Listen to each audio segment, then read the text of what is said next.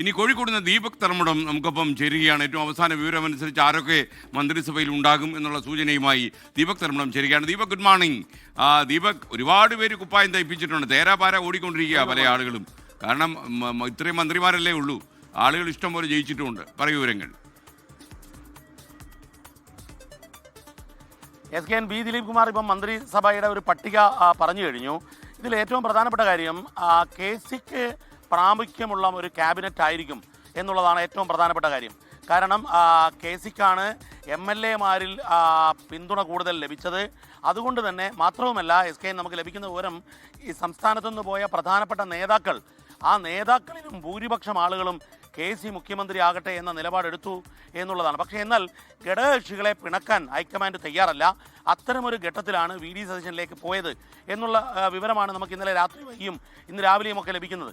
അതുകൊണ്ട് തന്നെ ഹൈക്കമാൻഡിൻ്റെ നിലപാട് KC കേരളത്തിൽ നിർണായക പങ്കാളിത്തം തെരഞ്ഞെടുപ്പിൽ വഹിച്ചു. നിർണായകമായൊരു പിന്തുണ KCക്കുണ്ട്. അതുകൊണ്ട് തന്നെ ഈ ക്യാബിനറ്റ് ഫോർമേഷനിലെ ചുമതല KCക്ക് നൽകുക എന്നത് തന്നെയാണ്. അതായത് പ്രശ്നങ്ങളില്ലാതെ ഒരു ക്യാബിനറ്റ്, അതായത് മുഖ്യമന്ത്രി പ്രഖ്യാപനത്തിന് ശേഷം ഒരു പ്രശ്നമുണ്ടായില്ല. പ്രശ്നമില്ലാതിരിക്കാനുള്ള കാരണം KC വളരെ കൃത്യമായ ഒരു പക്വമായ നിലപാടെടുത്തു എന്നുള്ളത് കൊണ്ടാണ്. പ്രതിഷേധങ്ങളില്ലാതെ പോവുകയും ചെയ്തു. പക്ഷേ എന്നാൽ അത്തരം ഒരു സാക്രിഫൈസിങ്ങിന് KC തയ്യാറായതിനെ വില കുറച്ച് കാണേണ്ടതില്ല എന്നുള്ള നിലപാടാണ്. നേരത്തെ വിനീത പറഞ്ഞതുപോലെ അദ്ദേഹത്തെ എങ്ങനെ ഹാപ്പിയാക്കി കൂടെ നിർത്താം. കാരണം ഏറ്റവും കൂടുതൽ ഹൈക്കമാൻഡിൻ്റെ നിർദ്ദേശപ്രകാരം വിവിധ സംസ്ഥാനങ്ങളിൽ യാത്ര ചെയ്തത്, പര്യടനം നടത്തിയത് KCയാണ്. ആ KCയെ കുറച്ചു കാണേണ്ടതില്ല എന്നുള്ളതാണ്. പ്രത്യേകിച്ചും കേരളത്തിലെ തെരഞ്ഞെടുപ്പുമായി ബന്ധപ്പെട്ട് ഫണ്ട് റൈസിങ് ഒരു പ്രധാനപ്പെട്ട ഘടകമായിരുന്നു. അത് കൃത്യമായി നിർവഹിച്ചത്, കുറ്റമറ്റ രീതിയിൽ പരാതികളില്ലാത്ത വിധത്തിൽ നിർവഹിച്ചത് KC ആയിരുന്നു. ഇവിടെ കേരളത്തിൽ അത് സണ്ണി ജോസഫും പ്രതിപക്ഷ നേതാവും കൂടിയായിരുന്നു നിർവഹിച്ചത്. അപ്പോൾ ഇത്തരം മാനദണ്ഡങ്ങളെല്ലാം ഉള്ളതുകൊണ്ട് തന്നെ KC ഗ്രൂപ്പിന് അല്ലെങ്കിൽ KC പറയുന്നവരെ മന്ത്രിയാക്കണമെന്നത് തന്നെയാണ് നിലപാട്.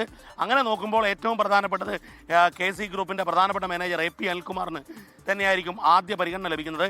മറ്റൊന്ന്, SKN നേരത്തെ പറഞ്ഞ പോലെ രമേശ് ചെന്നിത്തല ക്യാബിനറ്റിലില്ലെങ്കിൽ അത് ഈ ക്യാബിനറ്റിൻ്റെ ശോഭ കെടുത്തും, ഈ മന്ത്രിസഭയുടെ സത്യപ്രതിജ്ഞയുടെ ശോഭ തന്നെ കെടുത്തും. അതുകൊണ്ട് ആദ്യ ദിനത്തിൽ തന്നെ, സത്യപ്രതിജ്ഞാ ദിനത്തിൽ, അതായത് ഈ 1,00,000 പേർ പങ്കെടുക്കുന്ന വലിയൊരു സത്യപ്രതിജ്ഞാ ചടങ്ങ് പ്ലാൻ ചെയ്യുന്നുണ്ട്. അതിൽ തന്നെ രമേശ് ചെന്നിത്തലയെ കൊണ്ട് സത്യപ്രതിജ്ഞ ചെയ്യിക്കണം എന്ന് ഹൈക്കമാൻഡിന് താല്പര്യമുണ്ട്. അത് KC ആയിരിക്കും അതിൽ ദൂതനായി ഹൈക്കമാൻഡിൻ്റെ അനുനയ ചർച്ചകളിൽ പങ്കെടുക്കുക. മറ്റൊന്ന്, മന്ത്രിമാരുടെ കണക്കിലേക്ക് നേരത്തെ വിശദമായി ദിലീപ് കുമാർ പറഞ്ഞു കഴിഞ്ഞു. ഈ രമേശ് ചെന്നിത്തലയെ ക്യാബിനറ്റിലേക്ക് എത്തിക്കുന്നു.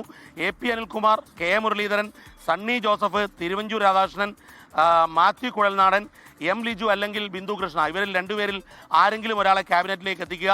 ഷാനിമോൾ ഉസ്മാൻ അല്ലെങ്കിൽ സിദ്ദിഖ്, അതായത് സാമുദായിക പരിഗണന കൂടി നൽകേണ്ടതുണ്ട്. അതുപോലെ തന്നെ ഏറ്റവും കൂടുതൽ പേരെ KCക്കൊപ്പം അണിനിരത്തിയ ഒരു ജില്ല എറണാകുളം കഴിഞ്ഞാൽ, അതായത് ഏറ്റവും കൂടുതൽ MLA-മാരെ ഉണ്ടാക്കുകയും ചെയ്തത് കോഴിക്കോട് നിന്നാണ്. ആ നിലയിൽ കോഴിക്കോടിന് പ്രാതിനിധ്യം വേണം എന്നുള്ള ആവശ്യമുണ്ട്. അതിൽ K ജയന്തിൻ്റെയും പ്രവീൺ കുമാറിൻ്റെയും, കോഴിക്കോട് DCC പ്രസിഡന്റ് പ്രവീൺ കുമാറും രണ്ടുപേരും KC ഗ്രൂപ്പുകാരാണ്.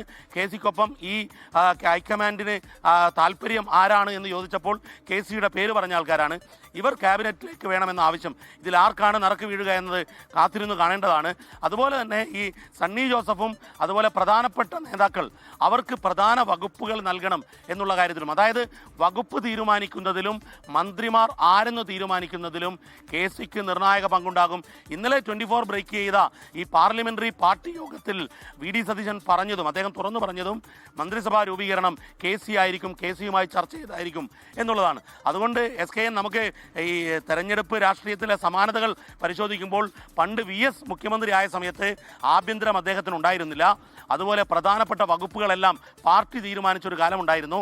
അതുപോലെ VD മുഖ്യമന്ത്രിയാവുകയും KC കാര്യങ്ങൾ തീരുമാനിക്കുകയും ചെയ്യുന്ന ഒരു സാഹചര്യത്തിലേക്ക് പോകുമെന്ന സൂചനയാണ് നമുക്ക് ഈ ഘട്ടത്തിൽ ലഭിക്കുന്നത്. SKN.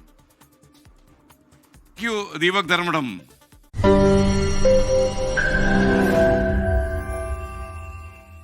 ലോകത്തെവിടെയായാലും ഏത് സമയത്തും 24 വാർത്തകളും ഓഗ്മെന്റഡ് റിയാലിറ്റി പാക്കേജുകളും എക്സ്പ്ലെയിനറുകളും വിശദമായി കാണാൻ ഞങ്ങളുടെ YouTube ചാനൽ നിങ്ങൾക്ക് സബ്സ്ക്രൈബ് ചെയ്യാം.